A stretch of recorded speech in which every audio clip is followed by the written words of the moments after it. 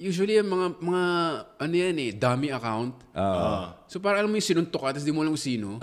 So, parang hindi ka makaganti. So, yun lang yung ano mo parang vigilante justice mo. Dati may, parang, hindi ko lang sabihin name niya kasi, na-obsessed talaga. Yung mga 5 posts na siya nagko-comment. Yung parang ganun, yung parang, that's not healthy for you, bro.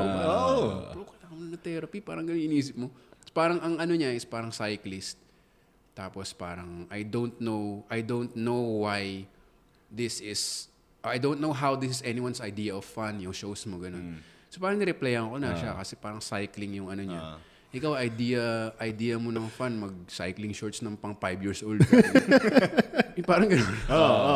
Para lang makabawi rin, di ba? Tapos parang pinost ko, yun lang. May time din na parang ang dami ko nireplyan, tapos pinost ko lang as carousel post. Tapos parang sa'yo. Parang, okay. So, inisip ko kasi rin for a comedian kasi... That's a good Sunday. That's a good Sunday. Mangkukupal ka lang na makukupal sa'yo. Bago sa'yo pag-gising mo, sige, kupalan tayo. Pero grabe rin yung effort nila.